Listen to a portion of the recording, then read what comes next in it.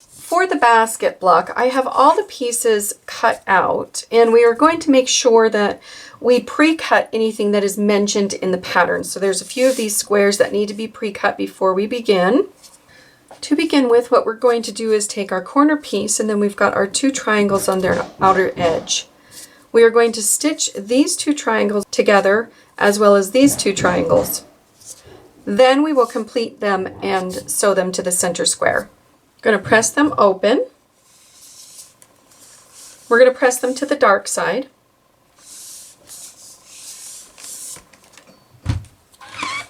Then we're going to lay them back down again, make sure we've got them in the right order. We're going to stitch one side on prior and then press this and stitch the other side. Going to press this open really well so it lays flat, and then we're going to line up our other side. So now that we have this, we are going to stitch this lining up our outside square edge, and you'll notice that the point is going to hang off a little bit. Okay, we're going to press this open and we're going to continue building the block.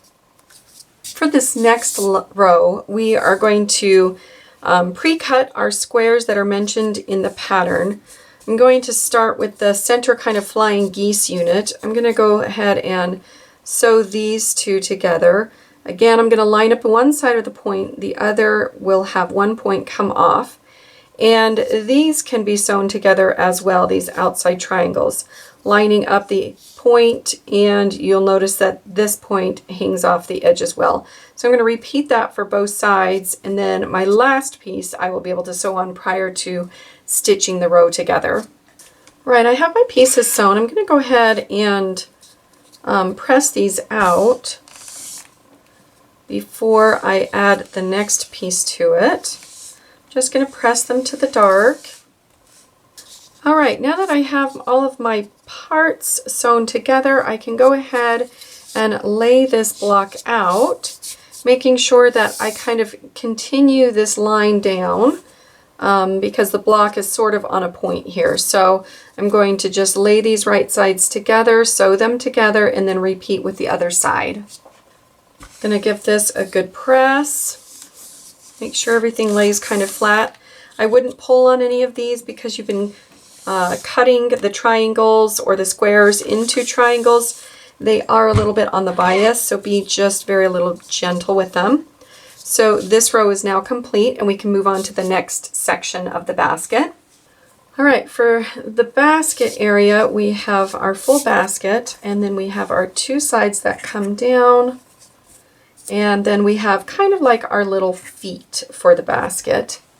And then we've got our bottom triangle that kind of squares up the block.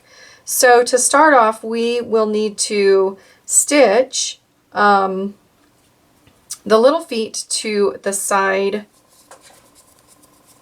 the background side. So we're going to just line up this square 90-degree angle, and then the tail of that triangle will come off the edge.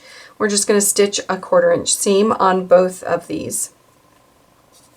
With both of those done, you just need to lay it back out, kind of make sure that you are laying it out correctly. We're going to go ahead and stitch our triangle or the basket to this unit.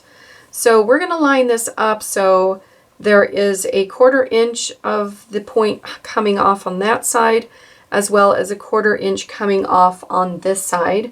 We're going to pin this in place if you need, and then stitch our 1/4 inch seam. Before we move on to the next step, we're just going to iron this really quick so it lies nice and flat.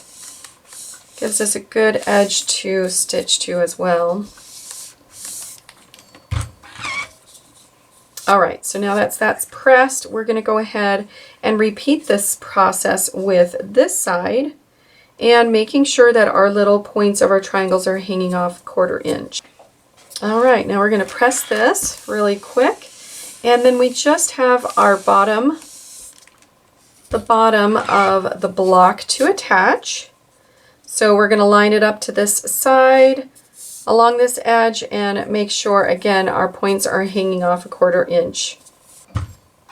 All right, I can flip it back around, and what I can do is go ahead and I can put these 2 rows together. Prior to adding the next section on, I'm just going to trim this off really quick.